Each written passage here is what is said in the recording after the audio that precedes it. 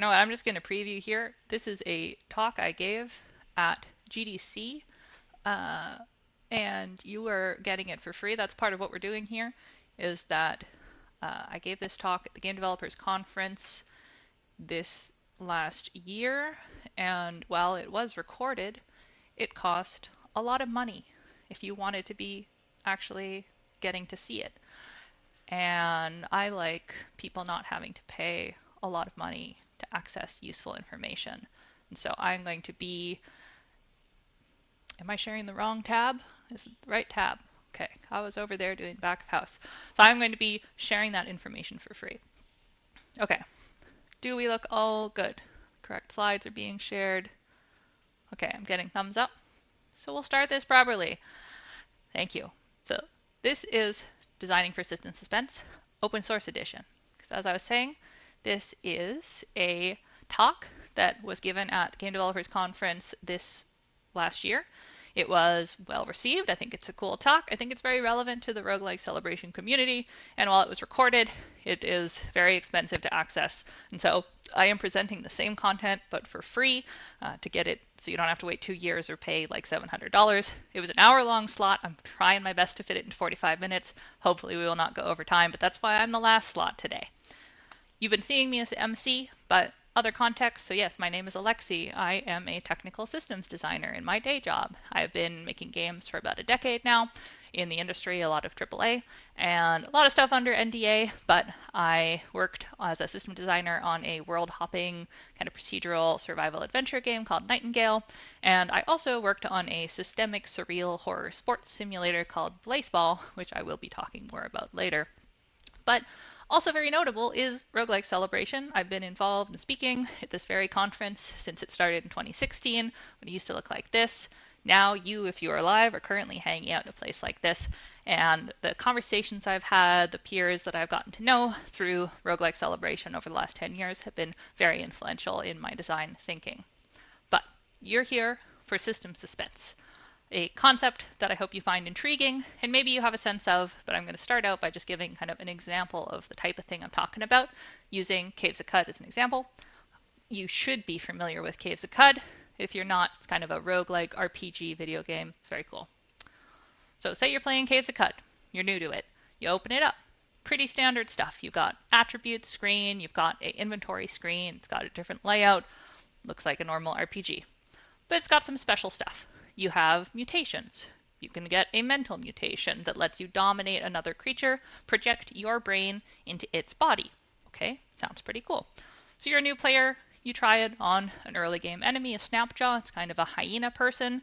And one thing that's interesting about that, so you dominate the Snapjaw, it occurs to you you could open up those same screens. You can still open your inventory and your attributes, and now they're showing the Snapjaw's stats and abilities and equipment, which is kind of interesting that you actually get to see this knowledge that would normally be hidden from you.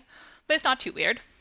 Except, it might occur to you, there's a lot of very strange creatures in Caves of Qud. They're not all bipedal even. Like what if it's something like a cave spider? What would that look like? And so you dominate a cave spider and wow. Now if you look at that inventory screen, it's very different. You have very different body parts. You have pseudopods. And that itself might make you think, well, like, wait a minute, is every single creature in the game going to have like a full layout just because maybe I'm going to dominate them? But it gets even wilder than that. There's an item in the game called Spray-A-Brain. It does what it says. You go up to an inanimate object, like a door. You spray it. You give it a brain. You imbue it with life. You can have a conversation with it. Can you dominate it? Yes. You now are inhabiting a newly sentient door, and you can look at its inventory, and you can equip things, and you can see how much damage it does to cudgel with a doorknob. And this is where I think you're feeling like, well, what is even possible in this game? How much can I do with these systems? This was just one of like 100 mutations, and it ended up doing all of this stuff. And that feeling of like, wait a minute, what is this game even capable of? I don't think I understand anymore the limits is the kind of feeling that we're going to be talking about today. And my favorite kind of games, honestly. So I started with Caves of Qud for a reason, not just because it's amazing. The term system suspense originated with Jason Grimblatt, one of the co-founders of Freehold Games, one of the main developers, well, like they are the developers of Caves of Qud. And Jason wrote a blog post I highly recommend called Apologia for Game Wikis, and in it shared this definition that had come up on the Caves of Qud team. This idea that system suspense is the experience of maneuvering through game systems that do not make their boundaries immediately known. Instead of deriving theorems from their axioms, these games ask players to discover the axioms themselves. So in other words, learning how to play the game is part of the fun. And this gets discussed as surprise, as mystery. Jim Stormdancer of Frog Fractions referred to this as games as ludic mystery. So it's not just about the mechanics are clear and elegant and you learn them quickly, then do stuff with them. These are games where learning what those mechanics are and how to play them is a big part of the fun.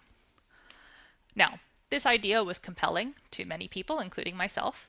And in 2023, all of the people here, including me, got together at this think tank conference thing called Polaris, and we spent a weekend with Jason talking about this idea because we all thought it was really cool. And these are some of the projects that we had all collectively worked on. So we were all experienced designers, found this really compelling. We took that.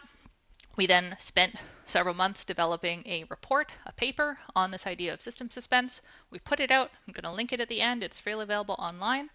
It's very cool. But then I got permission from the group to then convert those findings into a talk.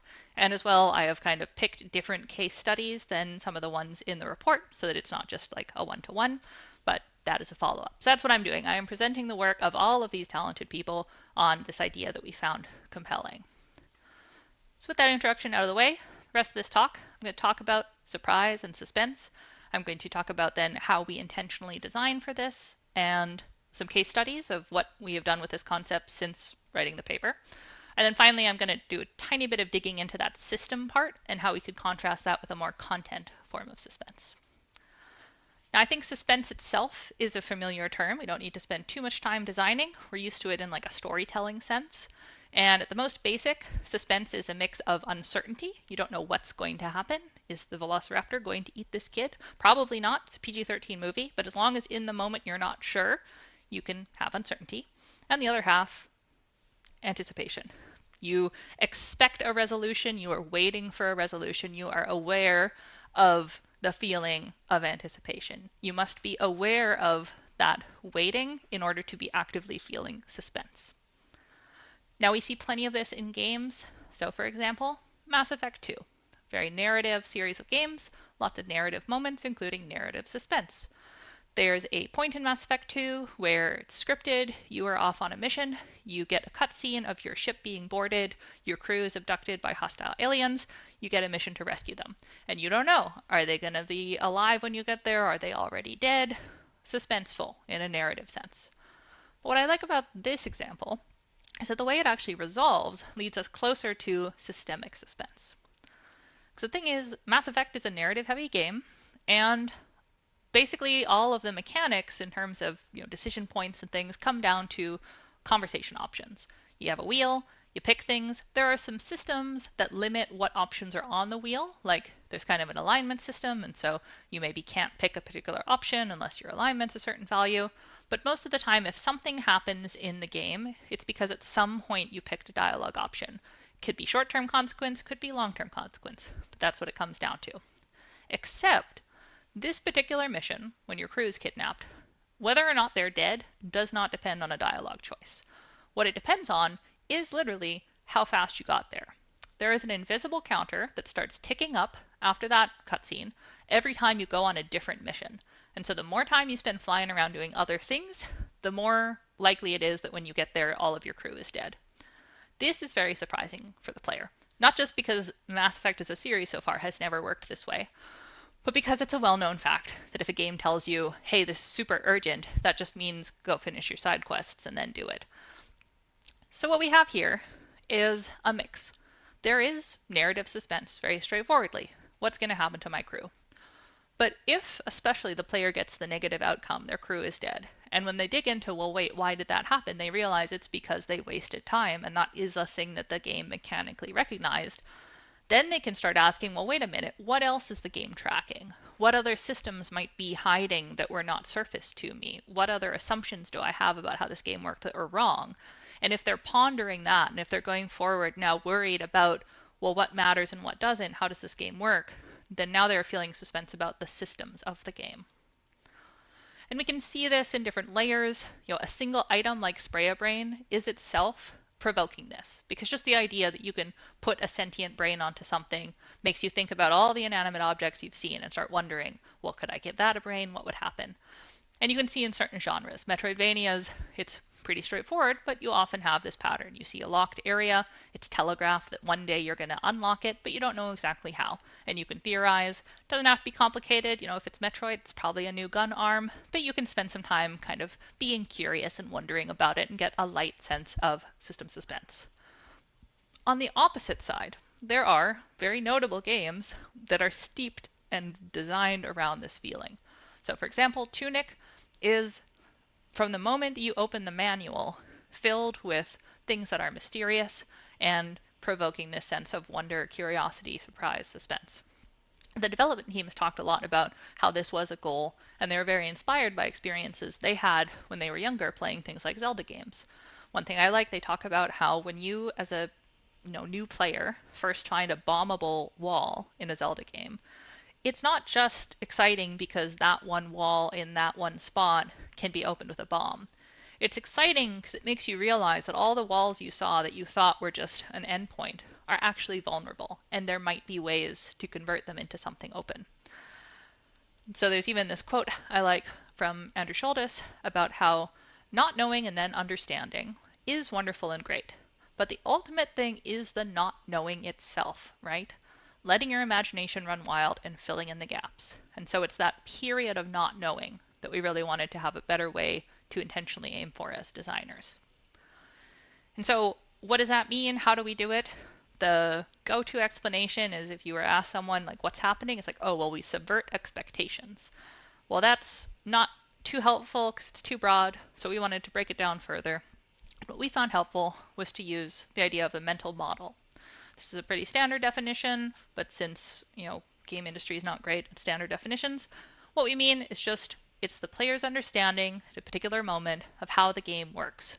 What is it capable of? What are the rules? It's not just discrete memories, it's their understanding of how it links together. If I do A in this game, here's what will happen. This builds over time. Every time they get new data, see new things, try new things, it's constantly adjusting and moving. A visual kind of way we like to think about this is it's like surveying. The player's building a map, a mental map of what's inside the game and what's outside of it. And the useful thing is once we have this kind of analogy for what's happening, we can think about surprise and suspense as two discrete but related concepts. Surprise is the discrete moment when there is a rapid change in the mental model. It is that instant when something happens that's a conflict, where you expected one thing and you got another. And you think, whoa, wait a minute, what just happened? So it could be that the model, that map, it shifts, it grows, it shrinks, it's very sudden, catches your attention. Suspense, then, is a drawn-out feeling. It's the one that lingers as you become aware of uncertainty. And so we like to describe this as recognizing that part of your mental model is fuzzy. There are lines that are not actually solid, and you can kind of guess at the shape of it, but you aren't able to resolve it. Maybe you can't test a hypothesis, maybe the results were inconclusive, but you are left in an active state of wondering. So that's what we want to do. And to do that, we're going to have to do two things. One, we do need to really understand and, as designers, purposefully shape the player's mental model so we can set it up to make it fuzzy or to change it suddenly. And then if we're doing suspense, once we've set it up, we need to draw their attention to the uncertainty so that they're actively in that state of suspense. Now for the first part, the important thing that's not always intuitive is to remember your players are not a blank slate. Before they even come in and sit down and start playing the game, they are exposed to promotional materials, reviews, clips on Twitch, all these expectations. Your art style conveys certain things about your game. And this is all going to form their initial idea of what they think the game's capable of. Something like if they think the game is made by only 3 people, that's probably going to inform what they think the scope of the game is going to be, which sets you up to potentially manipulate that or put it into question. And sometimes you can hopefully have an influence on this. You either are your marketing team or you work with your marketing team. Sometimes these are just constraints, like genre expectations. someone working at a conference about roguelikes, sometimes your definition of a genre and the audience definition of a genre drift out of alignment. You can't make them change their mind. So now it is just a constraint. You have to be aware, if that's what you call your game, there are certain expectations that are going to come with that. You just have to know about them, take advantage of them. And there are lots of ways like user testing that we know how to get an idea of what players expect from our games. And you can be creative about this. You know, we saw the Tunic manual. Another thing I always love to at least mention, Caves of Qud achievements. If I look at an achievement that says wear your own severed face on your face, I already start asking questions. Why does that mechanic exist? How would I do that? And it's putting me in that frame of mind that before I even open Caves of Qud is making me think in this kind of more curious, suspenseful way about what are the systems of this game. Now, once they actually sit down to play the game, the main question we're going to have to deal with as designers is how much do I tell the player? Because surprise and suspense inherently require the player to have an incorrect understanding of the game, at least in a particular moment, so that we can then correct it. And that can be a problem because players need to effectively understand the game in order to play it. So we're always going to be very specific, even more so than in other games, to draw that line of when we are going to be clear and when we're going to be purposefully misleading or opaque. And this can be things like tutorials. You should have tutorials. It's not that a game should just be a black box. Dwarf Fortress at this point has a tutorial. That does nothing to take away from Dwarf Fortress being a systemically mysterious and extremely deep game, but it helps establish the baseline of how to interact with it, how to do the things that you just need to do to be able to play. And that's crucial because we talked about, working with surprise and suspense, building that mental model as things like hypothesis testing. A player needs to have enough understanding of the game and enough, free cognitive space in their brain to effectively engage with testing hypotheses. If there's too much noise to signal, if they don't know how to even act on a hypothesis, then it's not going to be fun. They're not actually engaging with, a fuzzy area. They're just kind of lost. So you always need to be carefully managing cognitive load, and even more so than other games, for the areas that are not meant to be suspenseful, make sure that they are very clear and well understood to leave more mental space to deal with these purposefully uncertain areas. An example of where you can see this that I think is really cool is in Baldur's Gate 3. Baldur's Gate 3 has a lot of really clear signposting about mechanics. So for example, if you look at items in your inventory, when there are parts of that item that have mechanical importance, it's completely separate from the flavor text. It is like capitalized terms. If you hover over them, you get a tooltip. They are like a different color. It's extremely clear. If I hover over burn on the cinder shoes, it's going to tell me what burn does. But there are exceptions. There are secret affordances inside Baldur's Gate 3. So for example, early in the game, you can run into this patch of disturbed earth, and nearby there's a chest with some lootable stuff in it, including a shovel. And the thing you have to know if you haven't played Baldur's Gate 3 is the game is filled with random trash that just exists to be sold. All of it has flavor text, but it doesn't do anything. It's just there to collect and sell. And so even in this container, there's a fork, there's a spoon. They have descriptions, they're just to sell. Your bag is constantly filled with this kind of trash. But despite having that same flavor text only kind of description, the shovel is special. And only if you have one in your inventory does that pile of dirt become interactable and you can dig up a treasure chest. And then there are several of these throughout the game. And so this is a moment of pretty cool surprise. You go from thinking that this is junk to making the logical connection of, wait, I could dig something up with a shovel, to the game actually recognizing that, and you feel smart. You start wondering, well, what about all the other things in my inventory? And that does pay off sometimes. I had a moment where something was on fire. I didn't want to be on fire. Gale, my wizard. And I looked at my inventory. I had a bottle of water. And that was set up as a food item. It wasn't like a consumable type. But I thought, well, it does say it's water, and you can throw anything in this game, so let me try it. And sure enough, it applied water, put out the fire. I felt really smart. And so I was very excited. It's very cool that Baldur's Gate 3, you have to actually look at everything in your inventory. And just because it doesn't look like it has clear affordances, maybe it does. But The downside is that once the game has established the suspense, it's gotten you thinking about this, and it's shown that any random piece of loot might have secret benefits. Well, how do you actually test that? The answer is that your inventory becomes always full of tons of trash that's probably going to be mostly useless. If I have a crowbar that weighs 4 pounds, how long do I carry that around in my inventory because I think maybe somewhere there's going to be a door that would pry open?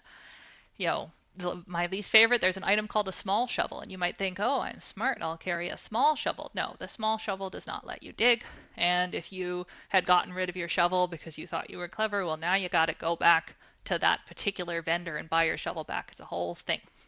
Not fun. And so here we see a couple ways that system suspense can turn into frustration and be maybe not worth it. One of that is to think, when the player is taking actions to test their hypotheses, to engage with the mysterious parts of the game, if that action is unfun, frictionful, or outside the game loop, I'm trying to be a D&D hero, not micromanage my inventory. These are all things that can make it not worth it, because in order to engage with this intriguing suspense, I'm making my experience worse in the moment-to-moment play in the game. And the second thing is to think about the cost of being wrong. If there is a high cost associated with getting a hypothesis wrong, but we're also encouraging the players to test out their hypothesis, we've put them in a bad position that can feel really frustrating. So if, the way to get something wrong is that I have an extra 4 pounds in my inventory the whole damn game, I'm going to be grumpy about it. We see this in roguelikes, I think, with the back and forth on the identification game. If I have to use a consumable to find out what it is, and that means I might waste a really valuable consumable, a lot of roguelikes have decided, in modern era especially, that that is too punishing. So, both of these are problems. And part of why I'm comfortable saying this is that I think the Baldur's Gate 3 team agrees with me. Because a funny thing happened. When we were writing the original report, Baldur's Gate 3 had just come out, and I took that screenshot of the shovel description. When we were getting ready to finalize the paper, the screenshot was kind of bad, so I booted up the game to get a new screenshot, and I found out they'd patched the shovel. And so the shovel now has this text description, which does very explicitly tell you that it has this special affordance. It is no longer hidden. It is no longer a moment of surprise or suspense. That's sad, but I think is perfectly reasonable because the negative impact on the experience was just not worth the kind of cool parts. So not every game's going to benefit. There are still some exceptions even within Baldur's Gate 3, but I think it's a cool example of seeing them go back and forth. Now, we've talked a lot about suspense. We need that moment of revelation. We talked about there is potentially the surprise, but once we've set up this uncertainty, how do we resolve it? How do we have a moment of revelation?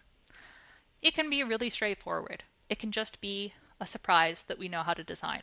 So for example, Resident Evil 3, you got safe rooms. They're a break from things trying to kill you. Lots of games have these. They set up that expectation. You have a bunch of safe rooms. It's fine. And then at a specific moment, the big bad breaks into the safe room after you. And it's a big surprise because you've been set up to have one expectation. Now it's suddenly different. There. Simple. I think very known how to do this kind of thing. But less common is you can get into suspense without having a specifically designed moment of surprise. So for example, I'm sorry to spoil The Witness. It has been out for a long time. The Witness is a game where you are going around solving puzzles that are generally presented to you in a very clear fashion. You go up, there's a puzzle, you solve it. The thing that makes it a very notable, special game that people have a strong connection to is that at some point, and it's different for different people because there is not a single moment, you will look around your surroundings and think, hey, doesn't that thing look kind of like those puzzles I've been doing? And you'll click it and you'll realize that your surroundings are filled with secret puzzles that were not telegraphed. And what's really cool is two people could have had this realization at completely different times in different contexts. And it is all the more powerful a moment because it arises naturally. The designer has set up this potential and let players realize it on their own time, which is kind of the suspense without the surprise. The point isn't to be pedantic. This is surprising when it happens. I just mean that when you are, as a designer, setting things up, you have a range of am I going to have a really specific moment that I hit every player with? or am I going to set up the groundwork and let it naturally dawn on them? There are downsides. Some people bounce off the witness before this ever happens. But for the people who get it, it's really valuable. And there is a middle ground. Something I like to mention, Tactical Breach Wizards, fantastic game. It has these optional objectives that are just there. You can get cosmetics with them, so totally ignorable if you're just trying to, beat the game. But what I like is that often the optional objectives will require you to do something unintuitive with the systems or to kind of hit on an edge case that would be very easy for you to miss if you're just trying to complete the main story. And so what these are is kind of a subtle Easter egg or a breadcrumbing towards these systemic kind of expansions of what's possible in the game. So it's this middle ground of it doesn't force you to engage with it, and it also doesn't just wait for you to completely ambiently realize it. They exist to give you these little hints and think, hey, did it ever occur to you that you could maybe combine these two abilities? So there are lots of ranges of how you want to reveal the uncertainty. I'm going to drink water. Now, one of the things that's cool about this paper being written at this point a couple of years ago is that there's been some chance to apply these ideas. And so I want to talk about 2 little case studies of what it's been like using these ideas in real design work. And the first is I want to talk about some of my time working on Blaseball. That's a real horror baseball simulator. Blaseball ran as a live game from 2020 to 2023. And the important thing to know is that I joined at the end. I joined in the last year. And why that's important is that it wasn't a question of how do we establish system suspense. This was a game that already had it and was doing really well with, the fans engaging with that feeling of suspense and curiosity. So when I joined, the problem was how do you maintain it? How do you keep rewarding that curiosity and investment the players already have? And obviously in this case it was a live game, but even if you were designing a non-live game, you're going to have to think about this in terms of, the moment when you first introduce the suspense and then however long players are going to keep engaging with that game. So I want to talk a bit about how system suspense as a term and as a concept helped us solve this design problem. Now, I am not going to go deep into explaining Blaseball. That would take all day. High-level overview. You played it in a web browser. It looked like this. You're watching simulated baseball games happen. Minimal UI. You place bets on outcomes of games. You earn currency. There'd be a season, which would be 1 week of real life time. And you'd pick a team that you aligned yourself with, like the Baltimore Crabs, and you would try to use your currency to win them blessings that would make them better. Cool. To give you an idea of the way that system suspense and that curiosity came into the experience, is it's important to note everyone who's playing, all the fans engaging with Blaseball, they're all engaging with one big simulation that one set of things happens in, and you are all influencing it together. So one of the ways you could use that currency was instead of voting on things just for your team, you could vote on something called decrees, which would change the rules of how the game itself worked. So for example, in Season 10, it offered these 3 options to the players, the fans, to try and vote on, and only one of them was going to pass. And what that means is you can see they are quite mysterious. It was not established what a black hole would do. It was not established what a countdown would mean. And because only one of them would pass, what happened is black hole passed, so we did get to learn what a black hole was. Countdown, self-destruct, did not pass, so we will never know what that is.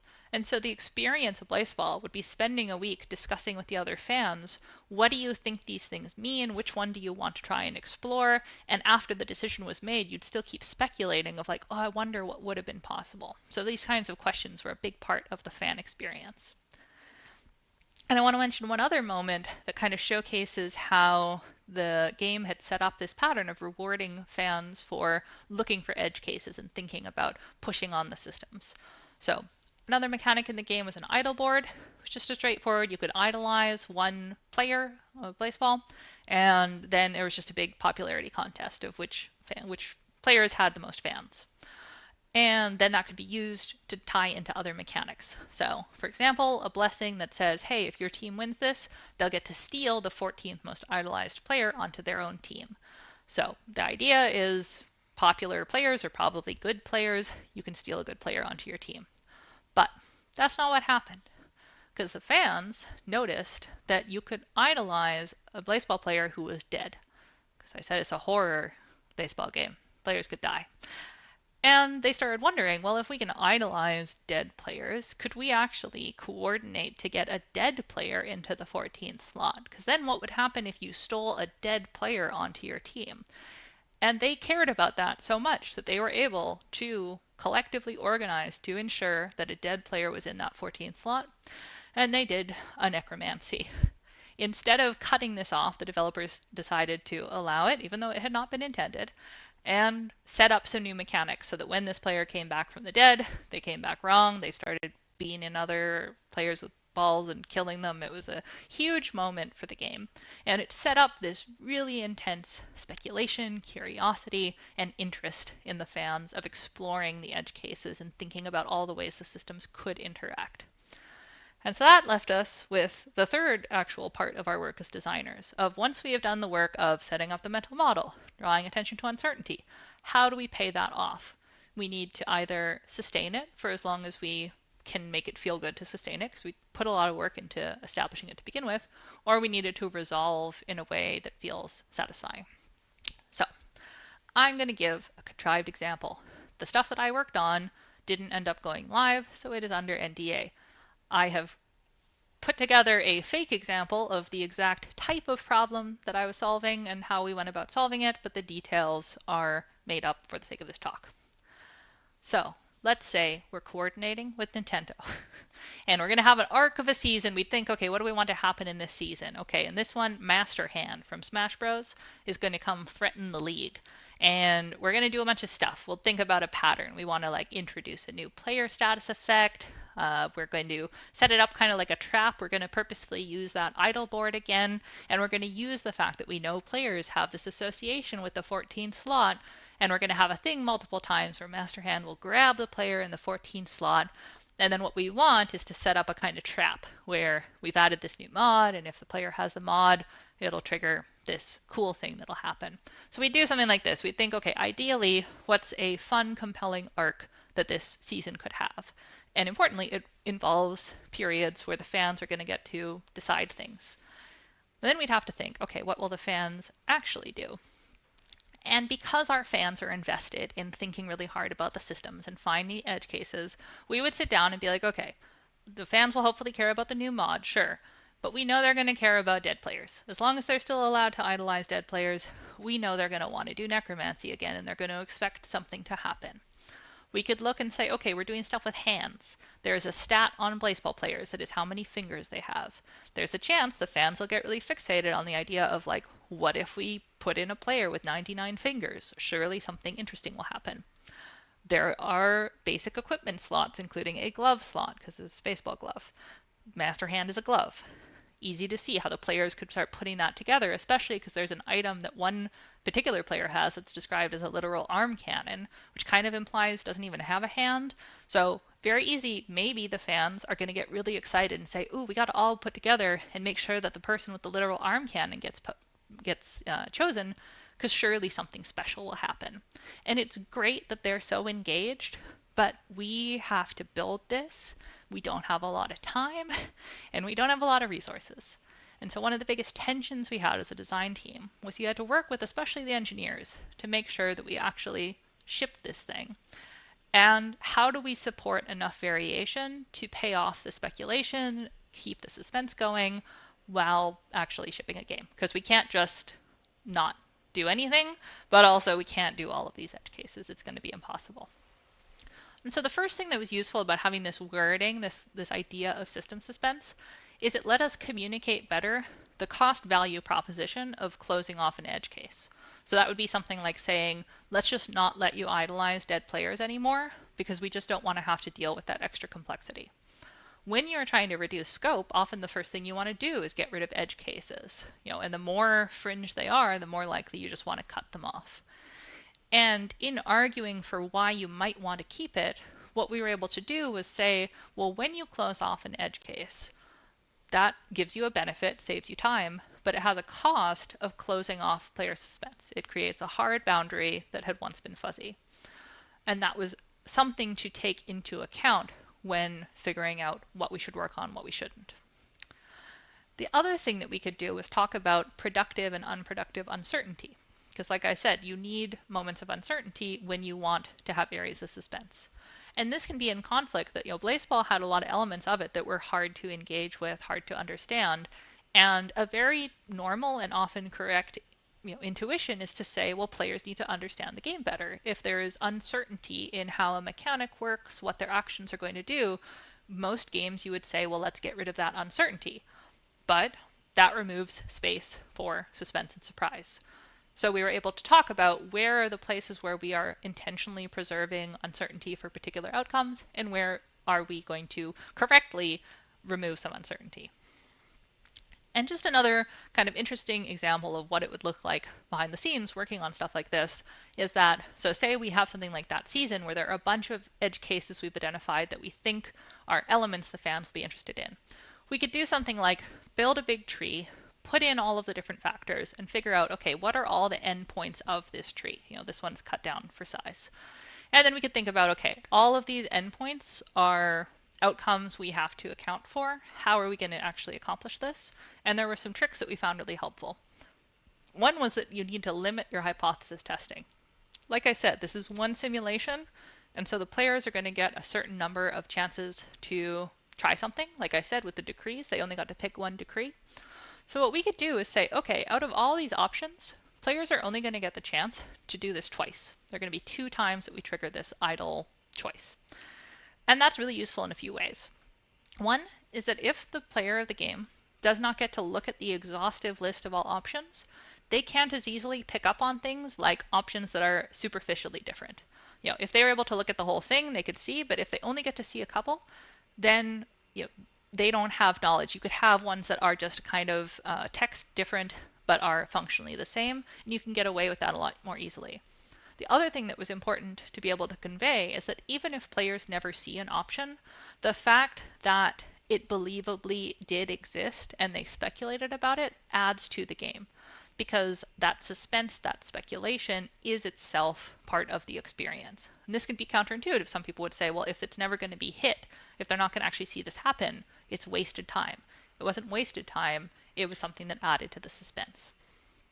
And the other thing that was really helpful when we would do this kind of layout is that we could think about our particular fans and what we expected them to do based on past behavior, based on what we knew they found interesting, and we could make the choice to put the more expensive, unique functional differences in the spots that we thought they were most likely to end up, and basically fill in the rest with cheaper reactivity so that something was still there, but the expensive work went in the spots where we thought that we were going to benefit from it. Obviously, as a live game, we could look at past choices, but again, even if you're not a live game, you can be looking at playtesting, you can be learning what choices players tend to make. Now, the second case study I want to talk a bit about is Caves of Qud, because like I said, Jason came up with a lot of these ideas and shared with me some of the ways that they have influenced the work on Caves of Qud, work which has been highly successful because, shout out to Caves of Qud, now Hugo Award winning, as well as IGF Excellence in Narrative. Great job, Caves of Qud. The first thing that I would like to share, because this is one of my favorite things, is an example of this not working, of where it was a bad idea to use system suspense or a cost associated with it.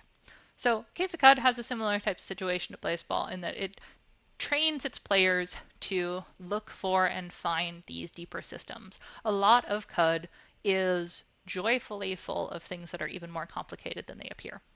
The problem, once you prime the players to look for that, then they are going to be looking for that everywhere. And so an interesting example was powered furniture. So in the game, you can find some things that are powered. They have like a power source, cabling.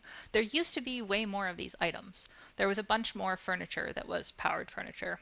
And they cut that out. They took out perfectly normal, functional stuff that was already in the game. And the reason they did it is that when the system was a bit bigger than it is now, it was big enough that players would start speculating. And they'd see all these pieces of powered furniture and say, ooh, I bet this is going to be a whole Minecraft Redstone kind of situation. I bet I'm going to be able to build my own base. I bet I'm going to do all this stuff. That wasn't true, and so it was setting them up for disappointment.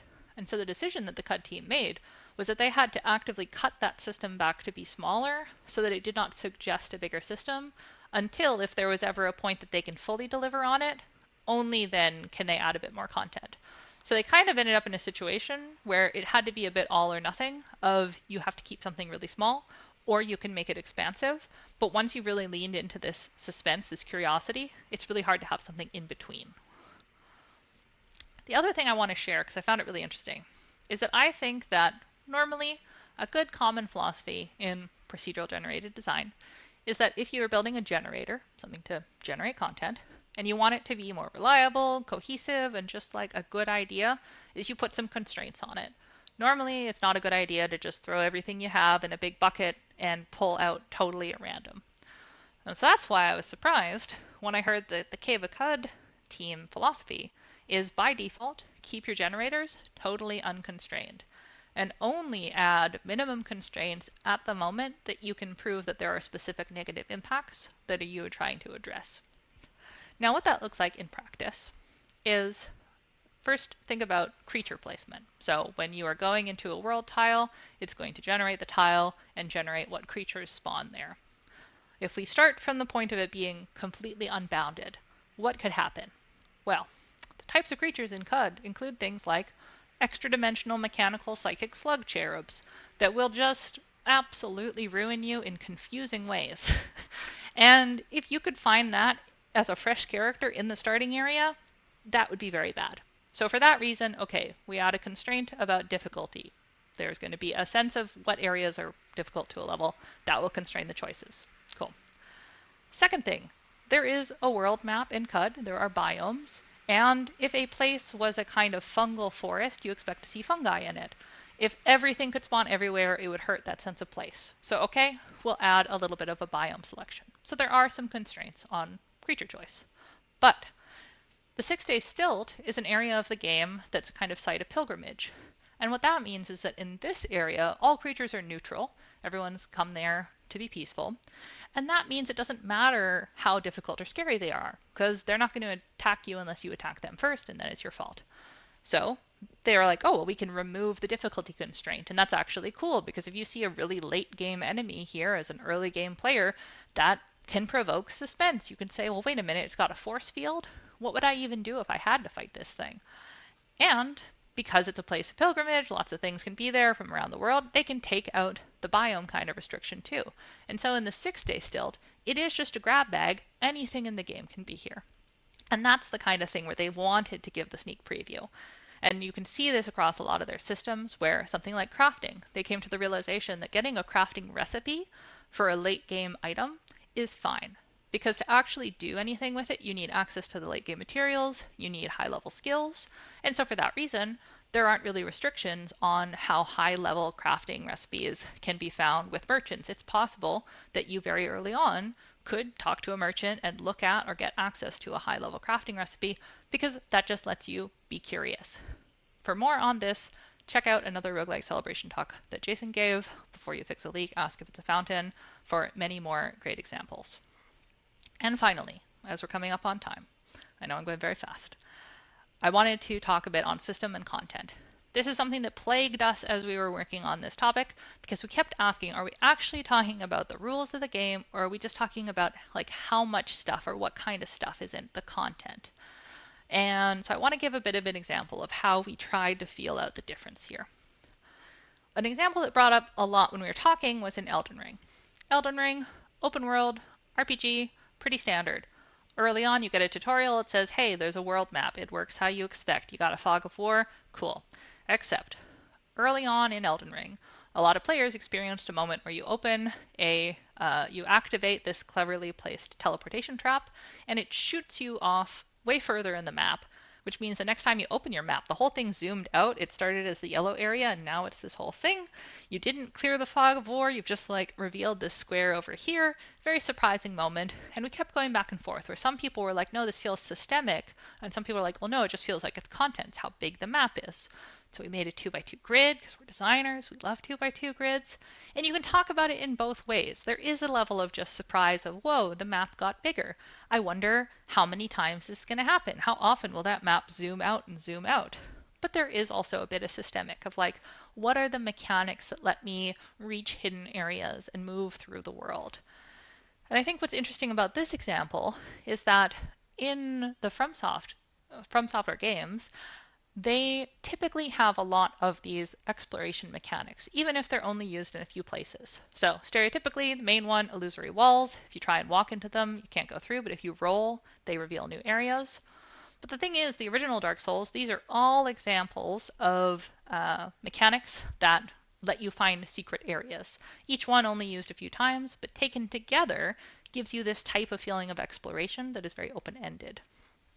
And if you look at the development of the series, all the games tend to introduce a couple more mechanics like this. And I think taken holistically, it explains why there is a feeling of a systemic kind of suspense around how exploration functions that is able to, as the team keeps working on it, they can keep sustaining the suspense, which is important because one of the big questions is it worth dealing with suspense if it's something you could only do once? And so I think this is an example of how you can do it over time with a little bit of extra work in this area. The very last bit, I'm just going to talk a bit about, we've really fixated on the system side, but content suspense and surprise is interesting. And the example I want to touch on is just the Yakuza series, which I think does this really well. So volume warning, I think this will be okay. But this is a bit of the opening of the Yakuza 0. I'm not going to play a lot. Get you the idea. It's melodramatic. It's melodramatic, it's emotional, it's mobsters, it is like high octane guitar riffs. It's the same game where there is a bowling mini game where if you score well enough, you get a chicken who you can use in your real estate mini game because they're a shrewd negotiator. There is a big difference in tone in the Yakuza games between the high-stakes emotional drama of the main plot and mini-games and sub-stories which can be equally emotional or can be silly and can be uneven in herbs of depth. So a lot of them use two verbs, pick a multiple choice option, or punch some people. Most sub-stories only use these. But there are some sub-stories, like when you meet Michael Jackson, aka Miracle Johnson, who has a completely unique game mode where you are defending him from zombies while he films a music video, and it has completely unique animations that are only used in this one sub-story, which is not part of the main quest. Nothing draws your attention to it more than the other dozens of sub-stories. And so my question is, what producer would allow you to do this?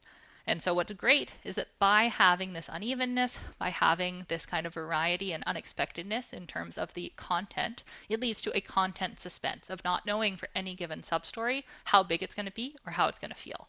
Here are some more articles that talk more about this idea, and you can do that on a small scale. Tactical Breach Wizards, to mention it just one more time, it is a much smaller game, much smaller team, but they still have moments of an unexpectedness. You have these things called anxiety dreams, where you and a copy of your own self are in a dreamscape having to solve levels, which is both very different narratively and also mechanically different since you're playing a character off of themselves versus a set of characters. So be creative. You can do this not just as a AAA game that puts tons of content per content. So that was very fast. Thank you very much for giving me a chance to represent this talk. Here are some links to the things I talked about today, which will be in the description. Thank you.